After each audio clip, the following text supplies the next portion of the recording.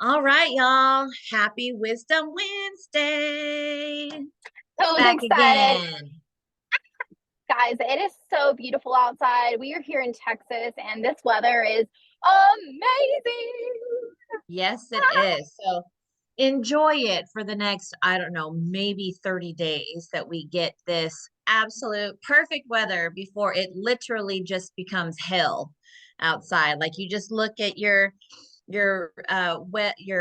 weather bug thing and it says, "Hey Siri, what's the temperature outside?" Siri responds, "The temperature is hell outside." 108 degrees.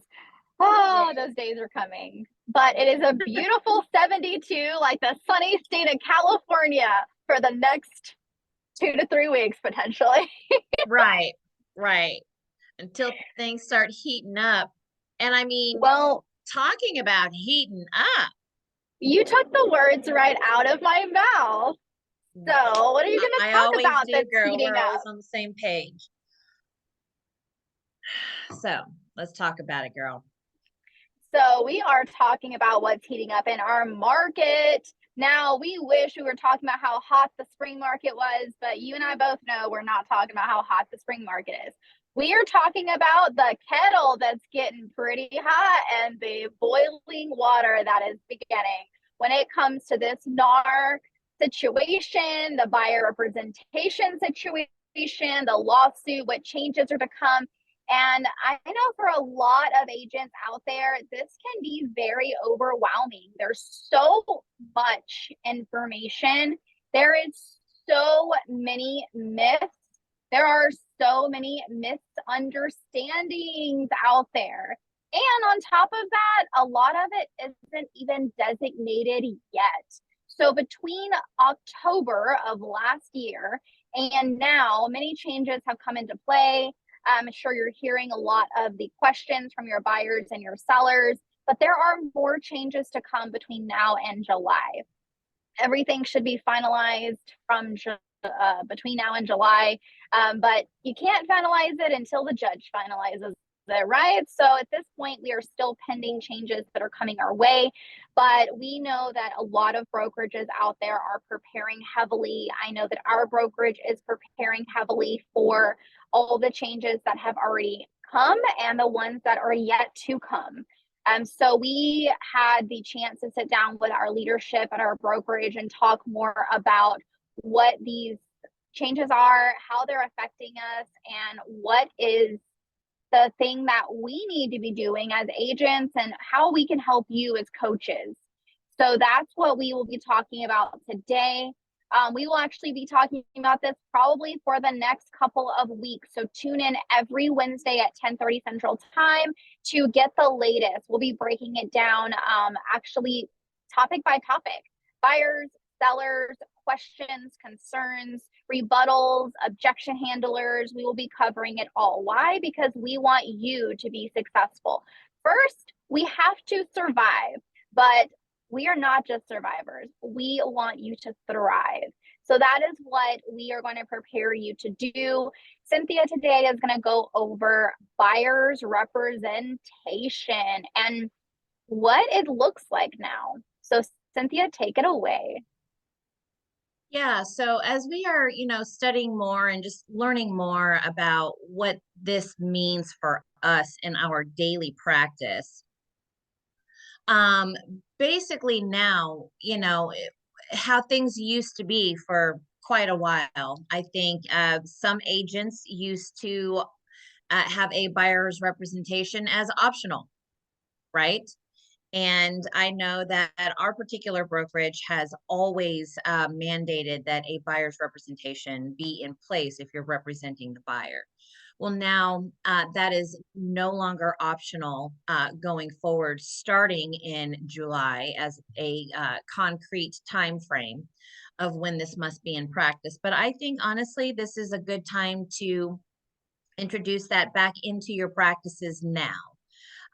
Be prepared to already be practicing all of the correct ways of agency now so that when the new law actually becomes solidified and it's truly in place, you're already doing all of the right things. So number one, buyer rep agreement is always a thing, during your or during the time that you are representing and working with a buyer. I would also say that I've been learning that we've got to treat our buyers just like we treat our sellers.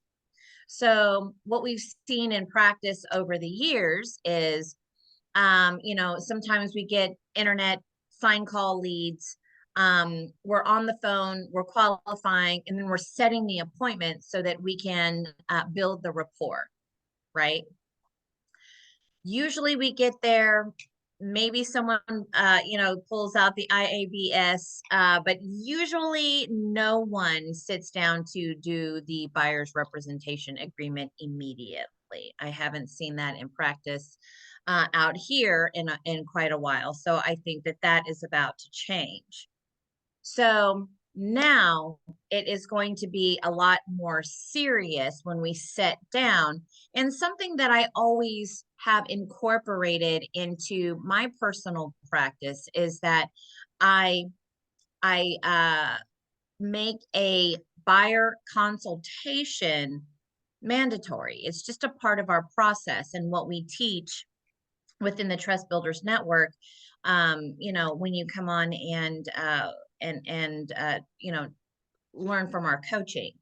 So it is the number one thing that is absolutely important to build the rapport instead of just pop tarting at your sign call or your internet lead call, and you head on over, you show the house, you try to build as much rapport as you possibly can, but then sometimes it works out that you show your value immediately to where that particular lead does not just associate you only with that home that you pop tarted, right, to go see and that they wanted to see immediately. And if they decide that they don't like that home, then they can make that determination based on the interaction that you guys had, whether they want to continue to work with you to show them maybe another home because this one didn't quite work and fit their needs. So that is one distinction that I am seeing that we should probably be putting into practice. And that's something that we always do over here at Trust Builders. So basically, at the first interaction, we are building the rapport, we're gaining the trust, and we do that in a very specific way. And then it's important that we really take the time to find out a more in-depth analysis of what's important to them. Now, before I would, when I first started real estate, when I did that initial consultation, I would ask them to come in to the office, or we would always go meet at the local coffee shop that was closest to their home, or maybe even closest to the first home that we would go see. I always sit down and have a buyer's represent or a buyer consultation. And then what I used to do is I would pull out a buyer presentation, exactly like you would do with your sellers at the listing appointment. You come with data, you come with information, you come with marketing tools, and you come with a listing presentation that shows Mr. Seller, Mr. and Mrs. Seller, what kind of value that you'll be bringing to the table when listing and selling their home. So I did the same thing with buyers when I would first meet them. So instead of hoping and wishing and praying that the conversation that I had was enough at, say, a sign call, right? Go show the house real quick. I then would always make sure to prioritize a buyer consultation. Well, if this isn't really what you're looking for, why don't we find out exactly what is important to you, right? And let's sit down and let's talk about that. So, and then I would sit down and talk about how I massively benefit someone like you. What do you mean? Well, let me just show you all the money I'm actually going to save you, right, during this transaction and everything that I need to prepare you for so that we have no unpleasant surprises. So I would then, sit down.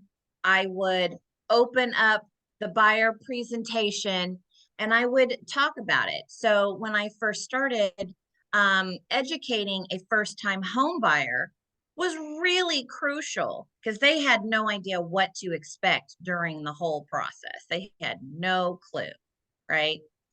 But with me sitting down, and I actually had a PowerPoint presentation that I would click each arrow and I would go through each slide and just educate them on submitting offers, on negotiating offers, what kind of money that they need in order to understand that in order to purchase a home, they need to have down payment, they need to have closing costs, they need to have appraisal money, they need to have inspection money, they need to have all of these things in place so that they are completely aware financially of what it would take in order to get a home under contract, um, inspect it and make sure that it's the right home for them, be fully aware of what the process is from A to Z, and then they would understand what monies get credited towards their closing costs, their down payment, all that kind of stuff. Or if they decided to walk away, what they would be leaving on the table, right? And critical dates and such.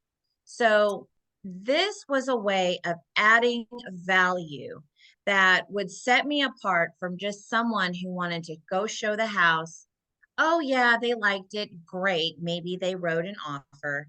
Or no, they didn't like it.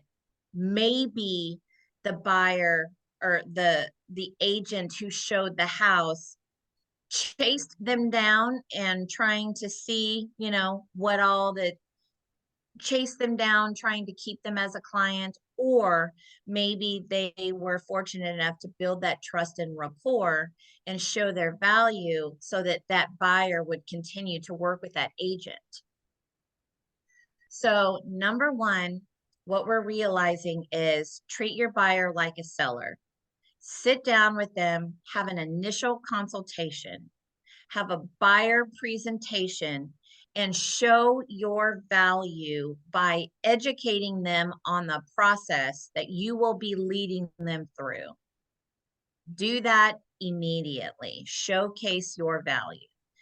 This gives you a more intimate time to be able to build the rapport, build the trust between each other, and it gives them an opportunity to really build that relationship with you so that then you become their trusted advisor.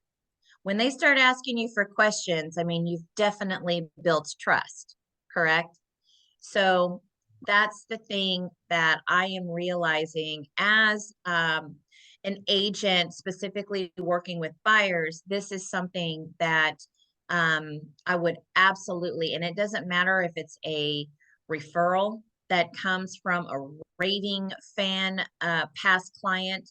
It doesn't matter if it's your brother, sister, cousin, coworker. It doesn't matter. I will sit down and I will have this buyer presentation with every single person that I would consider doing business with and representing through the buying process. It's just a I non-negotiable. I love the fact that, this has been a practice that you've had in place for many years and that we teach. And honestly, I love the attitude of our leadership because our attitude of our leadership was so positive that honestly, this is going to help our industry and help each and every one of you as agents be able to represent your buyers better and present community to open up that conversation to sit down. We know that, in the past, most buyers didn't want to take an hour of their time or 30 minutes of their time to sit down and do a complete buyer consultation and to go through these things. They just were very like, I just want to see the house. But as Cynthia, you're opening up a great avenue here of being able to now turn it, right? So the biggest thing is meeting at the house first, seeing them, building that rapport, breaking out your IABS, and then setting up buyer's consultation. And now we have the opportunity to flip it, right? We have the opportunity to say, yes, Joe Smith, whoever we're talking to about this home that they've called on 1234 Main Street, that we get to say before we go out and see 1234 Main Street at 3 o'clock, we would love to meet with you at the coffee shop right next door at 2 o'clock. This way I can get all of the questions answered for you. All of these news headlines that are going on is if you're going to have to pay, if you're not going to have to pay, how much it's going to cost you, and how real estate is now going to be done. So let's meet at the coffee shop. I'll send you the location at 2 o'clock, and we'll go over all of the information and any question that you have, along with how I can massively benefit you in the buying process. Then you sit down and you do your buyer consultation before you even see a home, right? Because now it's going to be required that we do that. It's going to be required that we have a representation agreement, especially now that very soon we are not going to have an ability to see any MLS commission. So we won't even know if that seller is offering commissions or not. So with that being said, there's no way to prepare beforehand. Cynthia, can you share your thoughts on doing the buyer consultation before? Yeah, because every time, so it was in practice, especially when I very first started, it was in practice that when I set up value from the very beginning with my buyers. Now, please understand, I started in the dinosaur ages back in 2008 when things were just different and we were in an economic crisis. And so I came on at one of those big box brokerages, and I was in one of those old team situations where I was specifically a buyer's agent. And then there was someone else who was specifically a seller's agent. So, specifically being a buyer agent, I learned how to set up my process, my buyer process with authority. I had a buyer presentation that was our first meeting together, was setting up proper expectations, something that you definitely teach on the listing side. And I walked and educated my buyer through the entire home buying process. Let them walk away with literature, all kinds of resources that would educate them and make them very well informed, right, of what to expect going forward in the process with me. Then at the very end of the consultation, it made it so easy to get the buyer representation agreement signed. It just did. Because I sat there, I educated them, I informed them. They knew what to expect going forward. I basically came through with my flashlight and I put all kinds of light on the situation to where they now had clarity of what to expect when purchasing their home and going through that process. A lot of times I even had my lender right there. Like if we didn't already have some kind of lender in place before we met, I called the lender right there during the appointment time and they got approved over the phone um their application with our lender. So it was a thorough process in which we knew what they were approved for. We narrowed down their price range according to their budget. They knew all the money that they needed to have in order to start the buying the searching process. And then they knew exactly what was going to happen during each step. until closing.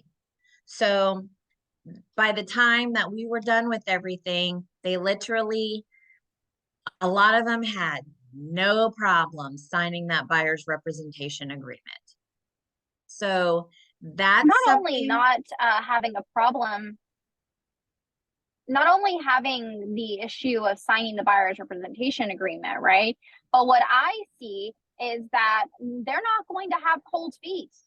They are going to have more confidence in the situation. They're not going to question if they should make the offer or not. They're not going to question what happens after you make an offer. They're not going to forget that they have an option period and that they have the ability to get an inspection by a third party inspector and to negotiate that, right? So these things, if it's visual, because a lot of us learners in the world, we are visual learners. So when we're on the phone talking about these things, it's a little less likely that they are going to comprehend and retain all of this information. So if we are going through a presentation that walks them through every step, you're going to have buyers who convert at a much higher level, because these buyers now are confident in your skill to lead them, and they're confident in the process because now that they feel completely educated in what they will and will not have to do during that process. So what I see is not only are you going to spend a lot less time with window shoppers, right? You're going to spend a lot less time with buyers that end up choosing to wait for another time, because now they are what Cynthia always says. They either decide to move now or they decide not to move now in this buyer consultation. And you do not waste your time driving all around town with someone who is going to decide not to move. And so this is a great way to solidify their decision and their confidence in you, along with the buyer's representation, which secures your commission, secures their representation, and is totally now gone through like a listing is, compared to, on the phone, via e-sign, sign this thing, my broker requires it, here you go. Right. And that is where I love that this is a new opportunity that the news has created for us, because buyers and sellers are asking questions constantly about this. What's going on? Or I heard that things really changed. What does that really mean? And so that's the next thing that we want to talk about today, real briefly, because we have lots more to discuss. And we're not going to overwhelm y'all with all of this in one day. But wanted to discuss that there are a lot of questions going on around buying and selling and what that looks like and what that means and what how it will be from this point on, and if there's going to be less agents and if we're going to be paid or not, and if there's going to be buyer's representation. And then you've got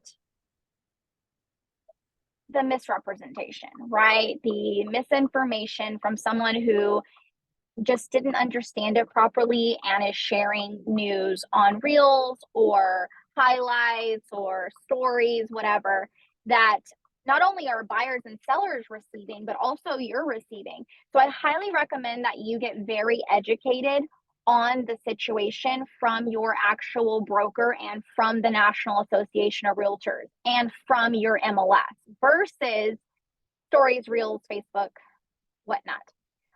So with these questions, I was in a listing appointment just 2 days ago. I had 2 listing appointments back to back. And then I had another one the next day. So 3 listing appointments. And I had one seller that really asked a lot of questions. The other sellers just allowed me to go through my presentation, explaining the differences, and really didn't have any questions to follow. But one of them was like, wow, like what is really going on? What are the differences? And this is what's going to happen with buyers and sellers. And, with talking to leadership, not only is it going to happen with buyers and sellers asking questions, but they're going to be misinformed as well. Right?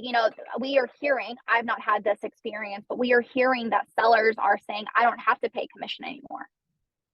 So what do you say? What do you say as an agent if a seller says, I don't have to pay commission anymore? Okay, well, there's pros and cons to not paying commission anymore, right? there's pros and cons to not having a buyer's agent on the other side. There's pros and cons to having a agent willing to accept very little commission versus an agent who knows their worth and has a great reputation for their commission, right?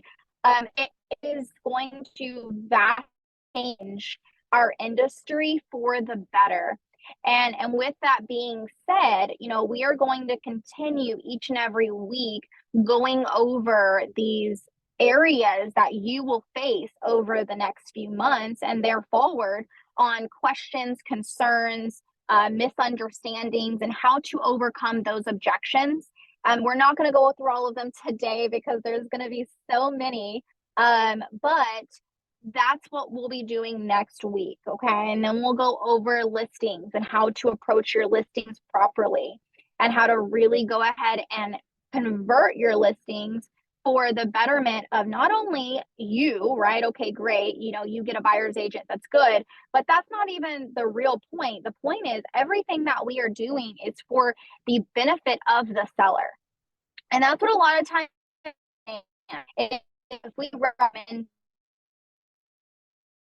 for instance, let's use commission. If we recommend that, if we offer commission, this is going to be the outcome. And if we don't offer commission, this is going to be the outcome. Really, we need to show them that our recommendation is for their benefit. How is it for their benefit? Why is it beneficial to have an agent with a good reputation on the other end? Why is it beneficial to have an educated representation on the buy side? Why is it important for all of these things? And why those agents, because you can even see today's world, or I guess previous to October world, sellers would ask, you have two different sets of sellers.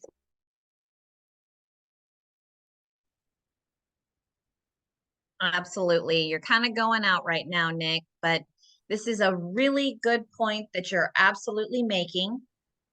And next week, what we're going to do is we're going to go over the buyer's representation agreement, line by line, page by page, exactly what that means, and help you explain this and walk your buyers through it so that you can continue to show and explain your worth, your value, and propose this in a way that is a no-brainer for them to want to continue to move forward with you and your representation. Awesome. Y'all have an back, amazing Wednesday, and we will continue that great discussion next Wednesday.